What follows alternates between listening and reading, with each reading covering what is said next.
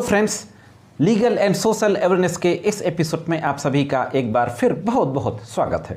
मैं करीम अहमद सिद्दीकी एडवोकेट। दोस्तों, मेरे कई व्यूवर्स के द्वारा और सब्सक्राइबर्स के द्वारा एक सवाल पूछा गया है कि 498A का जो केस होता है, जो पत्नियों के द्वारा दहेज की मांग करना, उनके साथ क्रूएलिटी करना, गाली गलौज मारपीट करना, ये तमाम आरोप लगाते हुए जो केस किया जाता है, अगर कोई केस ऐसा किसी वाइफ या किसी महिला के द्वारा किया गया है और उसके ससुराल वाले यानी पति और उसके घर वाले उस 498A के केस में अदालत से निर्दोष पाए जाते हैं, एक्विटल हो जाते हैं, दोष मुक्त हो जाते हैं, तो क्या फिर से महिला के द्वारा वही आरोप लगाते हुए अपने ससुराल वालों के विरुद्ध 498A का केस किया जा सकता है?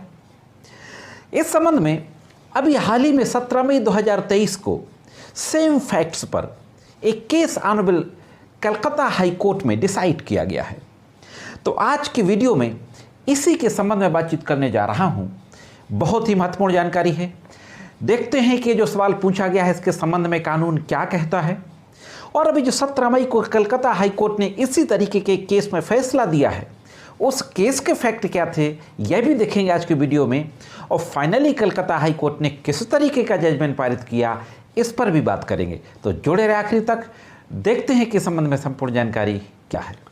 साथियों, वैसे तो भारत का संविधान भी कहता है कि किसी भी व्यक्ति को एक अपराध के लिए सिर्फ एक बार ही दोषी ठहराया जा सकता है या मुकदमा चलाया जा सकता है। एक अपराध के लिए 2 बार मुकदमा नहीं चलाया जा सकता। प्रिंसिपल ऑफ डबल जियोपार्डी का सिद्धांत संविधान में आप लोगों ने पढ़ा होगा, फंडामेंटल राइट में दिया हुआ है। 498A के दोबारा केस के संबंध में जहां तक बात है, तो एक सिचुएशन है जिस सिचुएशन में महिलाओं के द्वारा 498 का केस एक बार खत्म होने के बाद दोबारा किया जा सकता है। इस सिचुएशन के बारे में हम वीडियो के अंत में बात करेंगे। सबसे पहले बात करते हैं कि जो कलकत्ता हाई कोर्ट केस गया, उस केस के फैक्ट क्या थे और कलकत्ता हाई कोर्ट ने क्या कहा।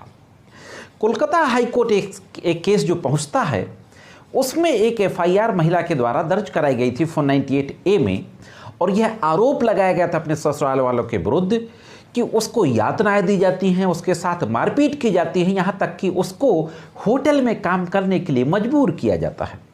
और इस तरीके से ये यातनाएं देते हुए उसको वैवाहिक घर से बाहर निकाल दिया जाता है। 2016 में यह आरोप लगाते हुए एक FIR दर्ज कराई गई पति और ससुराल के अन्य लोगों के विरुद्ध। FIR दर्ज होती है, इन्वेस्टिगेशन होता है, चार्जशीट आती है और केस चलता है।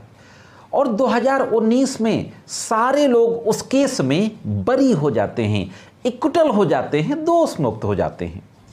इस केस में दोष मुक्त होने के बाद उस महिला के द्वारा पुनः 4 महीने बाद, इस केस का फैसला आने के 4 महीने बाद दोबारा फिर से FIR दर्ज करा दी जाती है।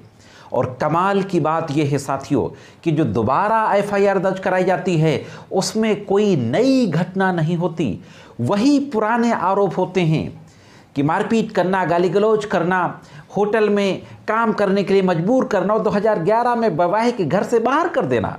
सेम वही एलिगेशंस जो पहली FIR में थे।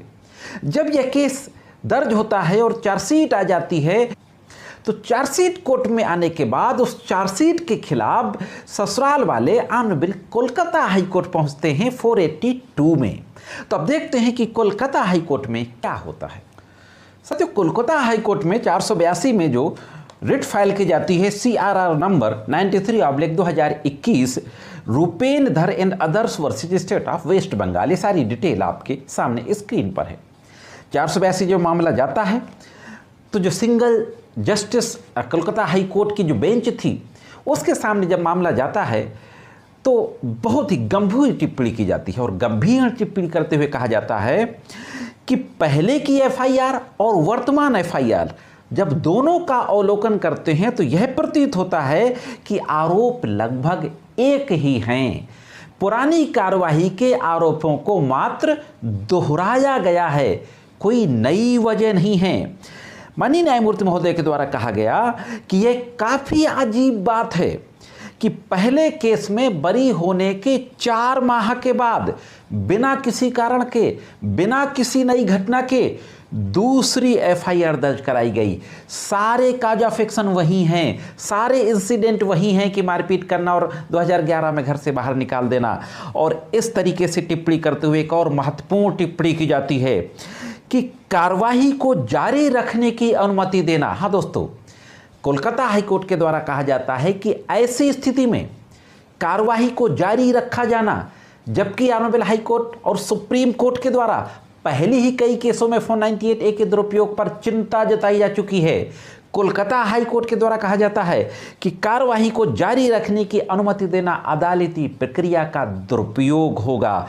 न्याय के उद्देश्य के लिए आवश्यक है कि कार्यवाही को रद्द किया जाए। हाँ दोस्तों, न्याय के उद्देश्य के लिए यह आवश्यक है कि कार्यवाही को रद्द किया जाए। और एक और बहुत महत्वपूर्ण टिप्पणी की जाती है कि अदालती कार्यवाही को प्रताड़ना के रूप में, प्रताड़ना के हथियार के रूप में प्रयोग करने की अनुमति नहीं दी जानी चाहिए। हाँ साथियों, स्पष्ट रूप से कहा गया हाईकोर्ट के द्वारा कि 498A की जो कोर्ट की कार्यवाही है उसको दूसरे पक्ष के लिए यानी ससुराल वालों के लिए प्रताड़ना करने के हथियार के रूप में इस्तेमाल करने की अनुमति नहीं दी जानी चाहिए।